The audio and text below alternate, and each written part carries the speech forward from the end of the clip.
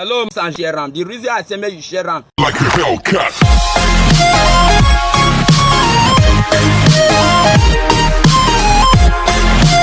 Hello, my people, distinguished ladies and gentlemen, my fans, my people where they are there. In case this video reach your hand, just share them. The reason I say make you share them, make it for reach this group of people when I won't call their name. Because this one are people where be say they're smart during good luck. Ebele Jonathan when he take be president, say make they remove subsidy, make they remove subsidy. At that time, that man just increased the fuel with small money. That they Allah, they smart come outside. They lead protest, say they be convener of protest towards removal of subsidy at that time. This group of people, so people like Tunde Bakari, Tuji Braithwaite, Femi Kuti, Fela Durotoye, Mohammed, Fayemi.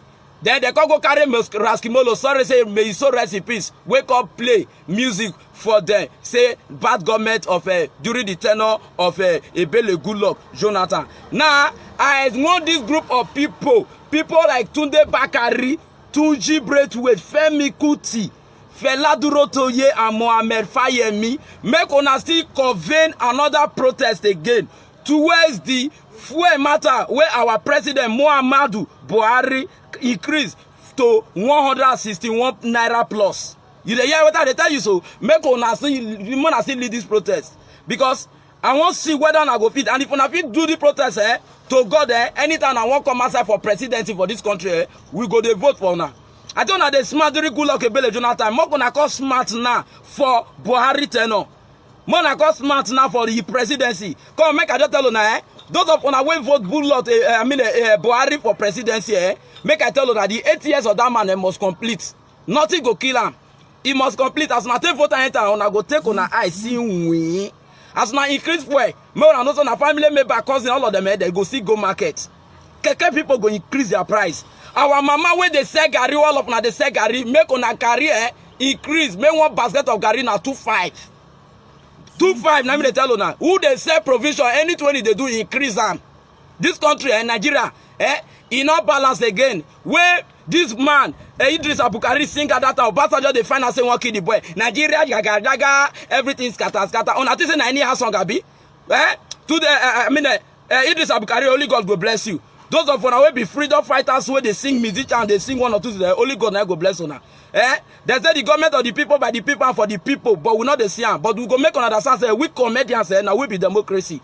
As soon as say if we come outside in crowd, can't do protest, so now go shoot gun follow us, use DSS for show center. Oh, this Facebook so if now we go to the end our mind, and I'm right to complain.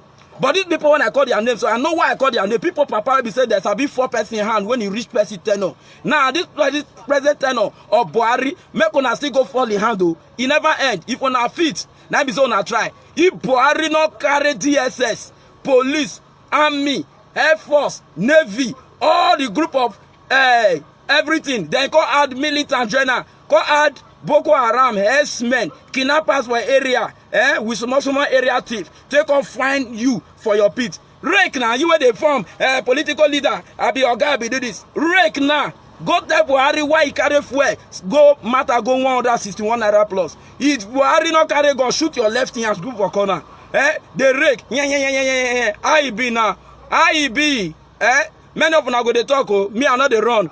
I know why young man, I mean they call him say Yagbeshari, meaning ladies and gentlemen, in case you don't know the meaning. Now maybe I'm say Yagbeshari. We talk for a living. It was cost to worse, you kill me. If you kill me, what you go get? You talk, you die. You not talk, you go die. Let's just talk and die. And also my own organ, the person of I go laugh, still talk am. So I go die, still talk am. So all of us we never they live our life, we not there alive again. So we go always complain our pain. So I don't want to tell you now. So people like Tunde Bakari, Femi Kuti, make una go ahead with the wait for our protest again for social media and the rest. Mohammed Fayemi, Fela Durotoye, make una come outside and make sure and again. And if you get this video, you dey watch am. Continue to share this video until reach the family members of all these people, because the sins of the Father go chase all of the entire home in Jesus' name. Amen. Like a Hellcat.